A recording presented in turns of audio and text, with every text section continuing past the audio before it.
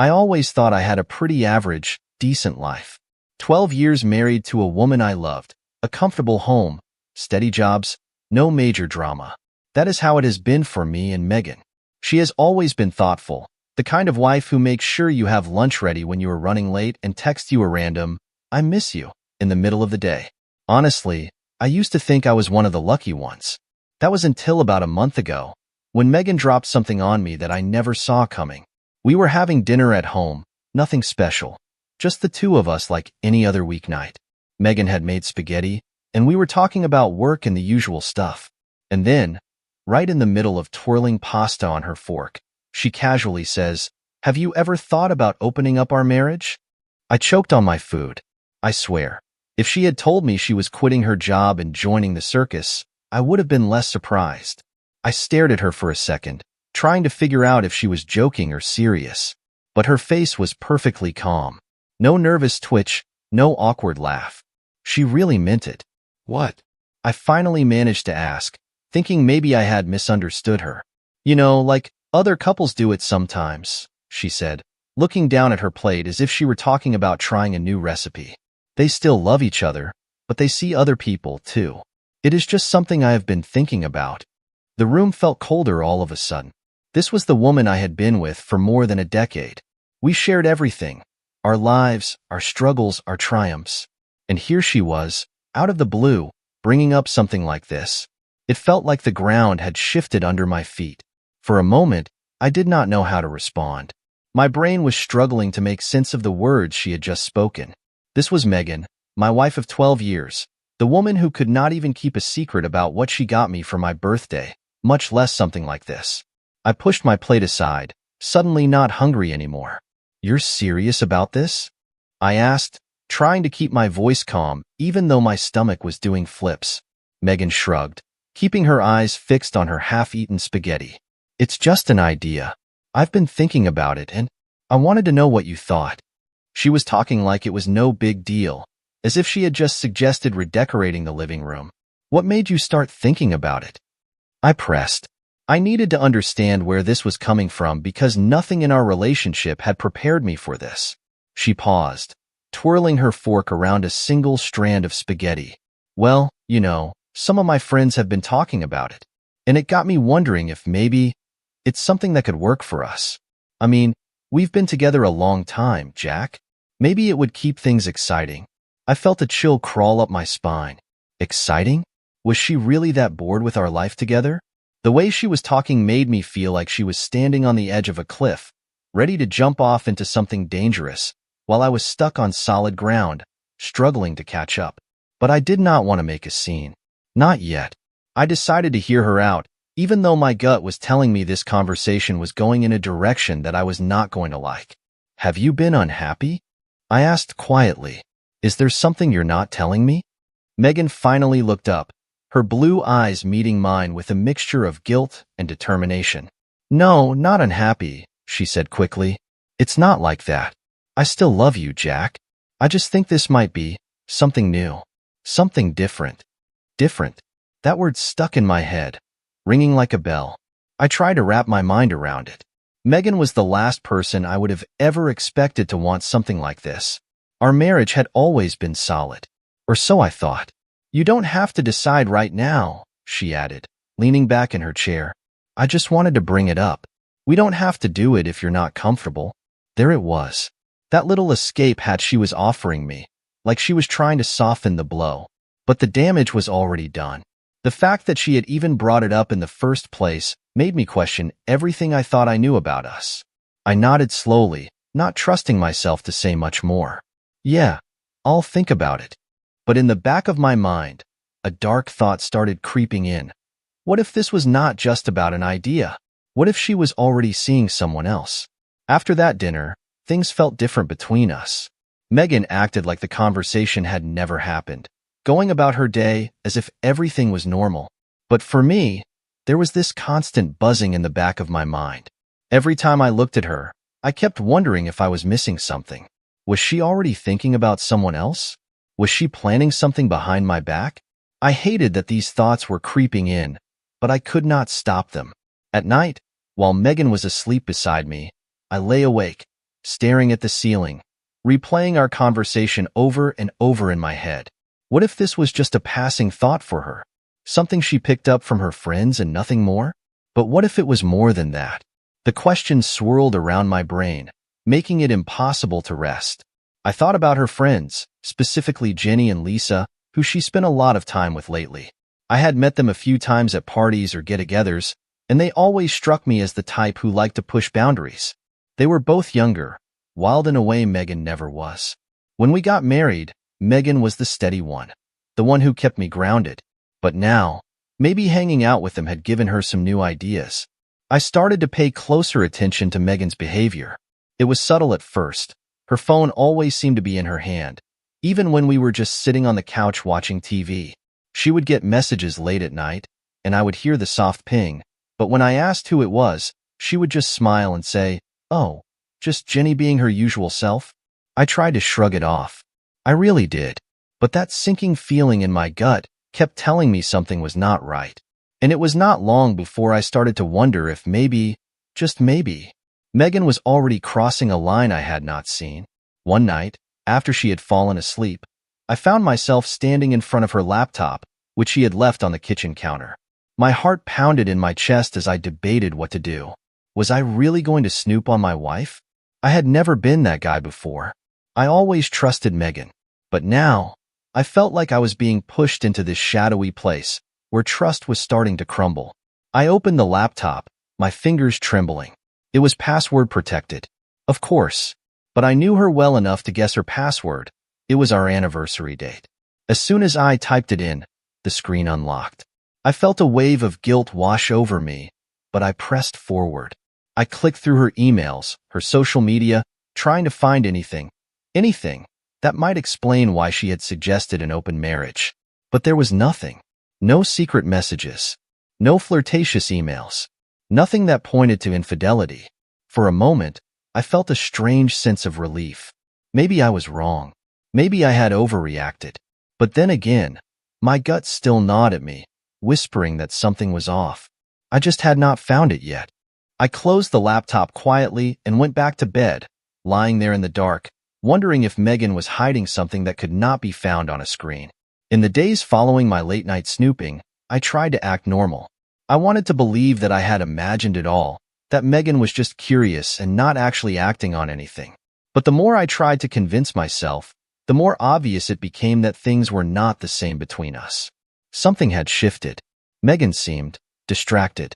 When we talked, her responses were shorter, like her mind was somewhere else. We would sit together at dinner, and she would scroll through her phone more than usual. Even when she was physically present, it felt like her attention was somewhere else, with someone else. It was a Friday night when everything started to spiral. Megan was getting ready to go out with Jenny and Lisa. They had been planning this girls' night for a while, and I had no problem with it. I wanted her to have fun, to enjoy herself, but that nagging feeling in the pit of my stomach would not go away. As she stood in front of the mirror, putting on lipstick, I casually asked, "Where are you guys going tonight?" "Oh, just a bar downtown," she said, not looking away from her reflection. "It'll be fun. We'll probably get home late. Do you want me to pick you up if you've had too much to drink?" She laughed softly. "No, don't worry about it. We'll Uber back." There was something in her tone, a dismissiveness that rubbed me the wrong way.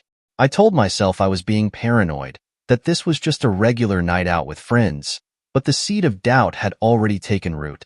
After she left, I found myself pacing the house, trying to shake off the uneasy feeling.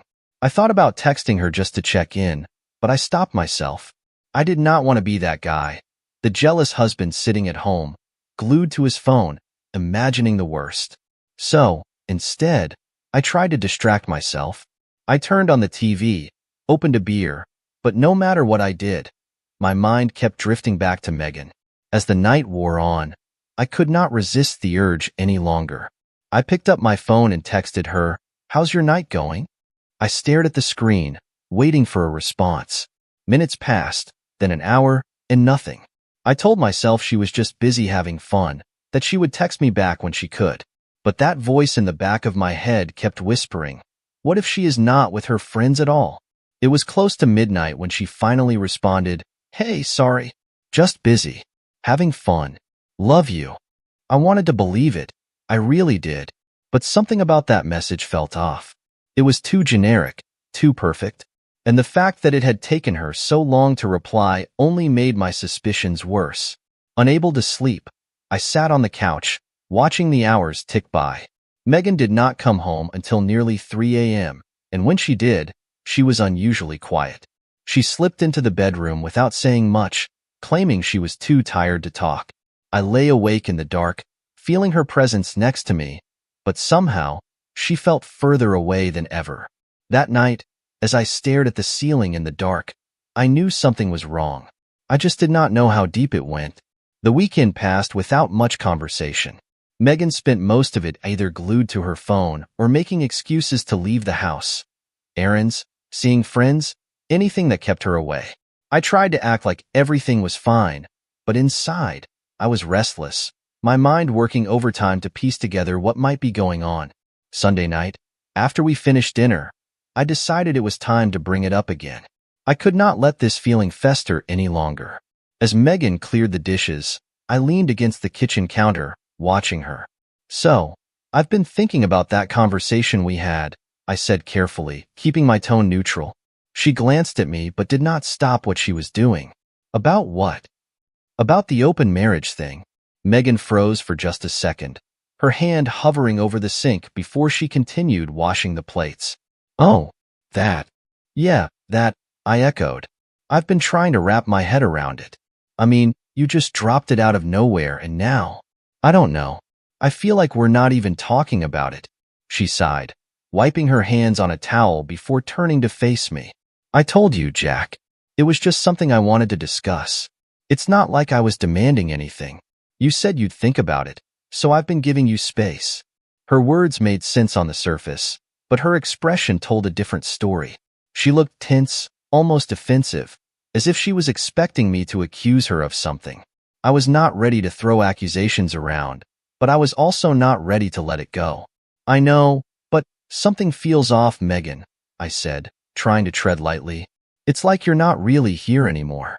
I can't shake the feeling that you're hiding something from me." Megan's eyes flicked down to the floor for a moment before she crossed her arms over her chest. "I'm not hiding anything. I've just been busy, okay?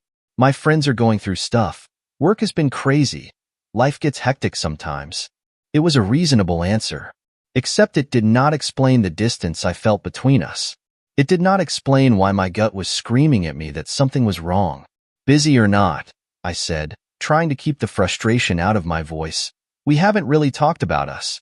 I mean, do you even want to be with me anymore? Because that's what it feels like. You're here, but you're not really here." Her face softened for a moment, and she took a step toward me, her hand reaching out to touch my arm. "Of course I still want to be with you, Jack. I love you. I wouldn't have brought up the open marriage if I didn't." That threw me off. "Wait, what?" Megan gave a small, sad smile. "I only brought it up because I didn't want to lose you. I thought maybe if we tried something new, it would help us stay connected." Stay connected? The more she talked, the less sense it made. How would opening our marriage make us closer? But the way she said it, with that genuine tone, almost made me believe she was telling the truth. Almost. I nodded, not wanting to push any further just yet. "All right. I'll keep thinking about it." Megan smiled weakly and went back to cleaning up, as if that conversation had put everything to rest. But I knew better. Something was still wrong, and the more I thought about it, the more I felt like this was not just about us growing apart. There was something else at play, something Megan was not telling me, and I was going to find out what. By the following week, I could not shake the feeling that something was slipping through my fingers, and Megan was not giving me the whole picture. I had gone from feeling confused and hurt to becoming obsessed with finding out what was really going on. Her sudden proposal of an open marriage had thrown me off balance, but now, it seemed like there was more hiding beneath the surface. I could not ignore it any longer. One evening, after Megan had gone to bed early, claiming she had a headache, I sat in the living room, staring blankly at the TV, my mind elsewhere. I kept replaying the last few weeks over and over, trying to pinpoint where everything had started to go wrong. What had changed? And why did it feel like she was slipping away right before my eyes? The The laptop was sitting on the coffee table, just like it had been that night I checked it. I knew I had found nothing suspicious before, but something in me snapped. I needed answers. Megan had been so careful, no incriminating texts, no odd emails. But that only made me more determined to find out if she was really hiding something. I opened the laptop again, feeling that same rush of guilt. The screen flickered to life, and I started digging through her browser history. It was mostly mundane stuff, shopping sites, social media, a couple of articles. But then I found something that made my heart skip a beat. A private browser window. She had been using incognito mode. I clicked it open, and my stomach clenched. Megan had been visiting online forums about open marriages and polyamorous relationships. It was not just a passing curiosity. It was something she had been actively researching. There were posts from months ago, long before she had brought it up to me. She had been planning this for a while. I kept scrolling, feeling sicker with each click. She had left comments on some of the posts, under an anonymous username, of course. But I knew it was her. She had been asking for advice about how to introduce the idea of an open marriage to a traditional partner. She wanted to know how to convince her husband, me, to go along with it. Suddenly, everything clicked into place. This was not just some spontaneous idea. This was something she had been building toward for months. And I could not shake the feeling that she was not doing it alone. I kept digging, desperate to find more. I searched her messages again, looking for any hidden clues. That was when I noticed something odd, a gap in her text history with Jenny, her closest friend. It was subtle, but there were missing messages, like parts of a conversation had been deleted. My blood ran cold. What if Jenny was not just a friend? What if she had been helping Megan all along, covering for her, encouraging her? The weight of it all crashed down on me. This was no longer about Megan being curious or looking to spice things up. This was about betrayal. I knew I was not crazy for feeling the way I did. Something had been off for a long time, and now I was starting to see the cracks in the facade. But I was not ready to confront her. Not yet. I needed more. I needed to be sure. I closed the laptop, my hands trembling, and sat back on the couch. I felt like I was drowning in a sea of suspicion, unable to catch my breath. If Megan had been hiding this, what else was she keeping from me? How far had she already gone? The next few days felt like a waiting game. I had become hyper-aware of everything Megan did, every glance at her phone, every time she left the house without a clear reason. I was looking for any sign that would confirm my suspicions, and I knew it was only a matter of time before the truth came to the surface. On Thursday evening, Megan said she was going to Jenny's for another girls' night. My gut twisted, the same way it had before.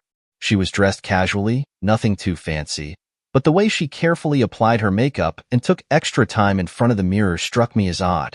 She was going to see Jenny, right? Do you need me to drop you off? I asked casually, trying to hide my growing suspicion. No, I'll just drive myself.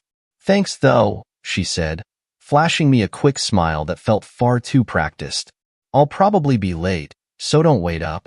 The moment she walked out the door, I grabbed my keys and followed her. I had no real plan, just a deep need to know where she was really going. I kept a distance, my heart pounding as I tailed her car through the city streets. I half expected her to head toward Jenny's house, but when she took a different route, my stomach dropped. She pulled into a parking lot outside a restaurant. Not some low-key bar or dive, but a nicer place, the kind of place we used to go to for date nights. I parked a few spaces down, my palms sweaty on the steering wheel. Was she meeting someone here? I watched as Megan got out of the car and glanced around, as if she was checking to see if anyone was watching. She then walked quickly toward the entrance, her heels clicking on the pavement. I waited a few minutes before following her inside, keeping my head down as I entered the dimly lit restaurant. I spotted her almost immediately. She was sitting in a booth near the back, and across from her was not Jenny, but a man I did not recognize. He was tall, dressed in a sharp button-down shirt, his posture relaxed as he leaned forward to talk to her. The way Megan smiled at him, the way her hand brushed his across the table, it was all I needed to see. My chest tightened as I stood frozen at the entrance, trying to process what I was witnessing. This was not just a casual dinner. This was something else entirely. I felt like the air had been sucked out of the room. Megan was not just thinking about an open marriage. She was already living it. I slipped back outside before she could see me, my mind racing. The reality of what I had just seen hit me like a ton of bricks. Megan had been lying to me for weeks, maybe months. Everything she had said about her friends and wanting to keep things exciting was just a cover for what she had already been doing behind my back. I sat in my car for a long time, staring blankly out the windshield, trying to make sense of it all. The woman I had trusted for 12 years had betrayed me in the worst way possible. And the worst part? She had been careful. Too careful. She had not left a trace because she never thought I would follow her. Never thought I would dig deep enough to uncover her secret. But now I knew. And there was no turning back from it. The drive home felt surreal, like I was watching someone else's life fall apart. I kept seeing Megan's face in my mind, the way she smiled at that man. The way her hand had brushed his so effortlessly, like this was normal for her. All the suspicions that had been eating at me were now confirmed. She was cheating on me. There was no other explanation for what I had seen. By the time I pulled into the driveway, my anger was simmering just beneath the surface. I did not want to explode, but I knew I could not sit on this any longer. She would be home soon, and when she walked through that door, everything would change. The life we had built over the last 12 years was about to shatter into pieces. I paced around the living room, trying to figure out what I was going to say. Part of me wanted to throw all the evidence in her face. The secret forum posts, the missing texts, the fact that I had followed her to the restaurant and watched her meet another man. But another part of me just felt empty, like I had already lost her the moment she brought up the idea of an open marriage. It was after midnight when I heard Megan's car pull into the driveway. My heart pounded as I watched the headlights sweep across the living room window, and a second later, the front door creaked open. She stepped inside, looking tired but content, as if she had just come back from an ordinary night out with friends. "Hey," she said softly, kicking off her shoes. "Sorry I'm so late. We stayed out longer than I thought." I stood there, arms crossed, staring at her. The anger that had been building inside me was boiling over, but I did my best to keep my voice steady. "You were not with Jenny tonight." Megan froze, her hand halfway to her purse. She turned to look at me, her eyes widening just a fraction. "What are you talking about?" "I followed you," I said, my voice cold. "I saw you at the restaurant. With him." Her face drained of color. For a moment, she just stood there, speechless, her mouth opening and closing like she was trying to find the right words. But the guilt was written all over her face. She knew she was caught. "Jack, it's not what you think," she said finally, taking a step toward me. I laughed bitterly. "Not what I think. You were having dinner with another man. You've been lying to me for weeks, maybe even longer. And you expect me to believe it's not what I think?" Megan's eyes filled with tears, and she reached out to touch my arm, but I pulled away. "Please let me explain," she begged. It's complicated." "Complicated?" I snapped. "No, Megan, it's actually pretty simple. You've been cheating on me. You've been seeing someone else, lying to my face, and then coming home to me like nothing's wrong." Tears streamed down her cheeks now, and she wiped at them furiously, as if she was trying to keep herself together. "I didn't mean for it to happen like this. I was going to tell you, but I didn't know how." I shook my head in disbelief. "When you brought up the open marriage, that was just your way of easing me into it, wasn't it? You wanted to keep seeing him, but you didn't want to feel guilty about it." She nodded slowly, her voice barely above a whisper. "Yes, but I didn't. It didn't start off like this. We were just friends at first, I swear. And then, I don't know, it got out of hand." I stared at her, feeling a mix of anger and heartbreak that I could barely contain. "So you thought asking for an open marriage would make it okay? That I'd just go along with it, so you could keep cheating without any consequences?" She sobbed harder, her hands trembling as she clutched her purse to her chest. "I didn't want to hurt you, Jack. I love you. I really do. But I don't know how to fix this." My heart ached hearing those words, but I knew the truth now. This was not something that could be fixed. Megan had made her choice, and it had destroyed everything between us. "I don't want to hear it," I said quietly. "I want a divorce." Her head shot up, her tear-streaked face full of panic. No, please. Don't say that. We can work through this. I made a mistake, but I still love you. We can go to counseling, we can? I'm done, I interrupted, my voice hard and final. You made your decision, and now I'm making mine. The days after that confrontation felt like I was living in someone else's life. The home I had shared with Megan for over a decade now felt cold, hollow, like it belonged to strangers. I moved into the guest room, leaving our bedroom to her, but even that was not enough space to escape the tension that hung between us. Megan tried everything to get me to reconsider. She apologized endlessly, told me how much she loved me, and promised it had not gone too far with the guy she had been seeing. She insisted that it had been an emotional affair, that she had not slept with him, but I could not believe her anymore. Whether she had slept with him or not was irrelevant now. The betrayal was too deep, too raw. Every time I saw her, every time she tried to talk to me, all I could picture was her sitting across from that man, smiling at him like she used to smile at me.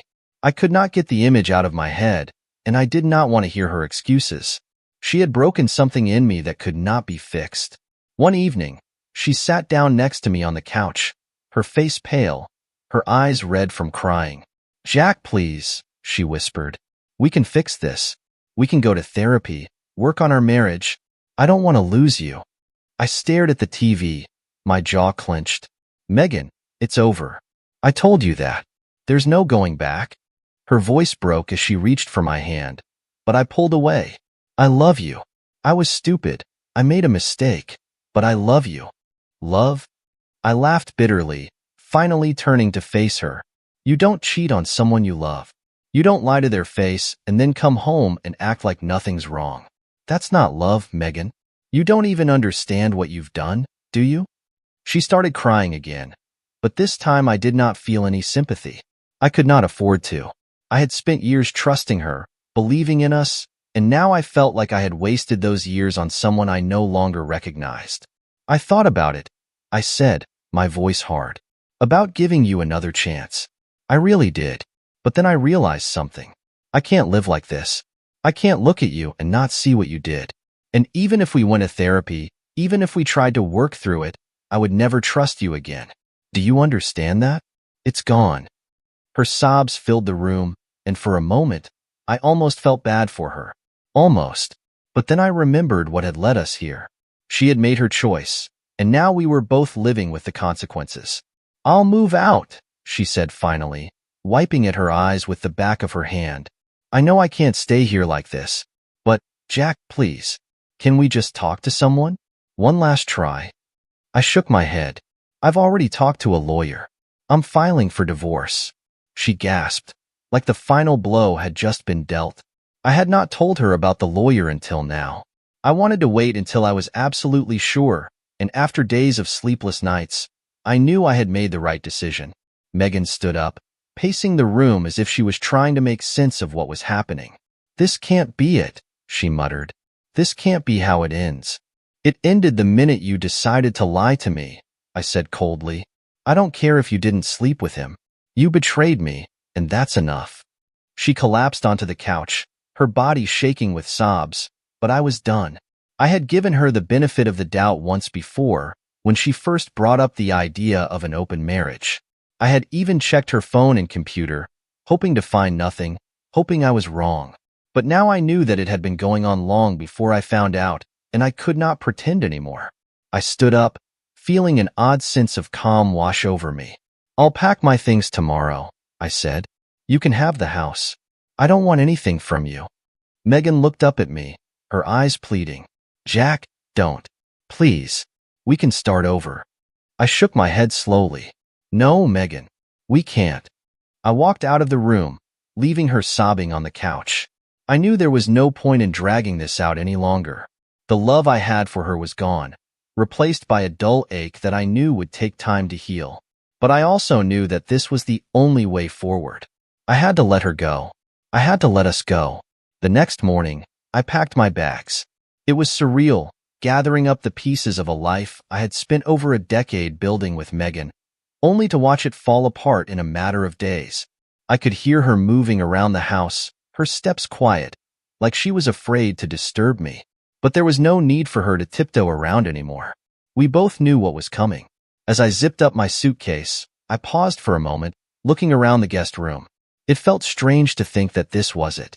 All the memories, all the shared moments, the laughter, the quiet mornings, and the late-night conversations. They were all part of a life that no longer existed. Megan had taken something from me when she betrayed me, something I could never get back. She came to the door as I was leaving, standing there in her robe, her face pale and drawn from lack of sleep. Her eyes were red from crying, but she did not say anything. Maybe she had run out of words. Or maybe she knew that nothing she said now could change what had already been set in motion. "I'll be at a hotel for a while," I said flatly, not looking at her directly. "Once the paperwork is sorted, we can figure out the rest." Megan opened her mouth as if to speak, but no sound came out. She just nodded slowly, her hands trembling as she clutched the edges of her robe. There was so much I wanted to say, so many things I could have thrown back at her, but in the end, what was the point? I left without looking back. I walked out of the house, the same house where we had built a life together, and stepped into the cool morning air. The weight of it all was crushing, but at the same time, there was a strange sense of relief. I had made my decision.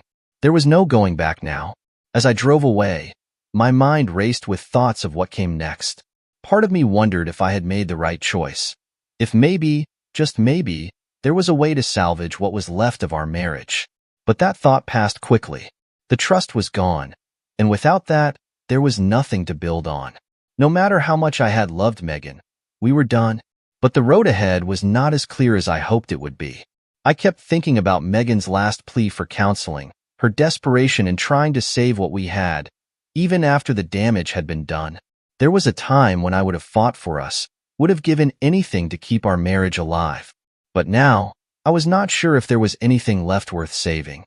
And yet, as the miles stretched out in front of me, I could not help but wonder, was this really the end?